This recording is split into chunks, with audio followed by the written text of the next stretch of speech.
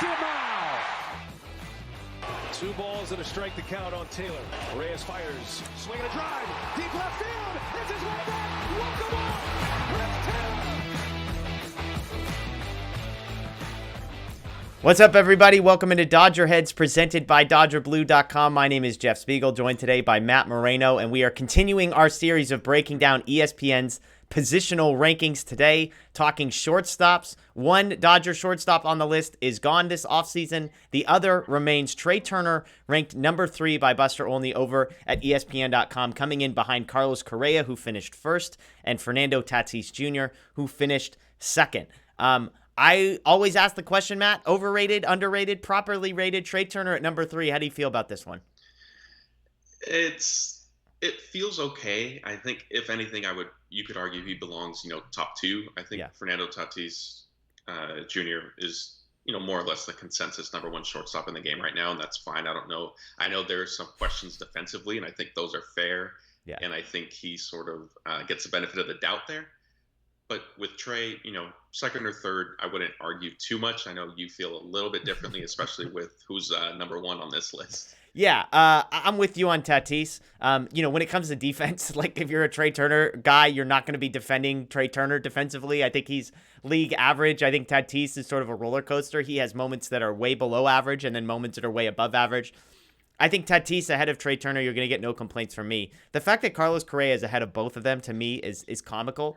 And here's why I say that. First of all, Trea Turner led all of baseball in Fangraph wins above replacement last year. Not just shortstops, all of baseball. He was at 6.9. Tatis, I believe, was second among shortstops, and Correa a full 1 win above replacement below. Trea Turner had more home runs than Carlos Correa, a higher batting average, a higher on-base percentage, a higher slugging percentage, a higher weighted runs created plus. He also stole 32 bases to Carlos Correa's 0. Now, Carlos Correa, one of the best defensive shortstops. How you sort of put all that together, I get. Here's the thing that I think most speaks to this. Isn't the market speaking about the value of Carlos Correa right now? Corey Seager, by the way, who is way down this list, 5th on the list, just signed a 10-year, $325 million contract with the Texas Ranger. Carlos Correa signed a 3-year, $105 million deal, I believe. It's like a $35 million a year for 3 years. He can opt out at any time.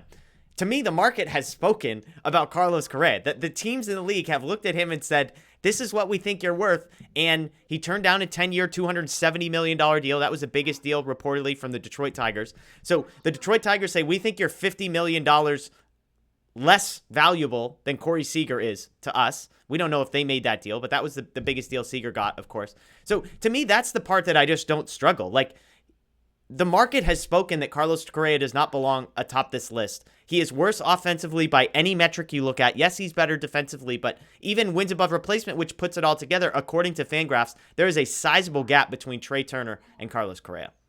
Yeah, I think with Correa, it's interesting. He's to me, it strikes me as he's, kind of living or benefiting from, reputation type thing.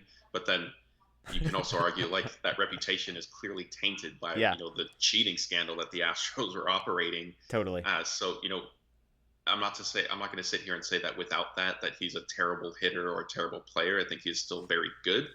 Right. But I think it's certainly fair to question, like, where does he truly land without the benefit of knowing what pitch is coming? Yeah. I mean, that changes, if every hitter knew that, they're going to bat 300, 400, 500 for a season. Yeah. So it is interesting. And in terms of the market, I agree with you, because going into the offseason, I think everybody viewed like, Carlos Correa was going to sort of set the tone for shortstops, and then everybody would fall after that. But, then the Rangers went and signed Corey Seager to that monster deal. And you thought, okay, well, now Correa has kind of a benchmark that he's going to at least hit, if not exceed. Yeah. And that point just never came. Yeah. There have been some speculation that it could have been a little bit of Scott Boras, sort of manipulating the market from the standpoint of, because Correa's old agency was still going to be due a percentage of this contract. And so maybe there's a little bit of gamesmanship there. Yeah. I mean, fine. But I also would argue, like, if that is the case, then Boras is doing his own client a disservice, because you never know what can happen with, a 1-year deal type thing. But enough about that. In terms of Trea, I think from a Dodgers perspective, it was always interesting when last year after the trade, it was, Trea Turner, Corey Seager, who's the quote-unquote future at shortstop. Yeah. And with the ESPN ranking, and I know we're going to get into MLB Network's the Shredder ranking as well, Trea Turner is ranked ahead of Seager pretty comfortably. Yeah. Yeah, and I've said all along, and it wasn't popular, that I would prefer Trea Turner in an extension over Corey Seager in an extension. And I'll say this. Look, if you're comparing Correa versus Trea Turner over the next 10 years, and you wanted to say, I'd take Carlos Correa's next 10 years over Trea's, I could see that. We've talked a lot about how Trea Turner's long-term success is going to be predicated on how well he can maintain athleticism, speed, etc. But for this year, again, we're coming off a year when Trea Turner, you could make the argument, was the best player in all of baseball, according to FanGraph wins above replacement. I think that's a problem. One other note about the Correa piece. Boris also does get to brag about how Correa signed the highest average annual value deal for a shortstop ever. So congratulations to that. I'm sure Corey Seager is not too worried about that with the $325 million extension. But hey, you know what, Scott Boras, you got your guy the deal that apparently you wanted. We don't know if he wanted it, but you wanted it. So there you go. So Trea Turner, number 3. Do you agree with us? Should he be ahead of Carlos Correa? I feel like we might get some support in the comments below about Trea Turner over Carlos Correa there. So let us know what you think. Fernando Tatis, maybe a more interesting one to debate. That's Matt. My name's Jeff. As always, check out DodgerBlue.com for the latest. We appreciate you watching. Enjoy the rest of your day. We'll see you next time.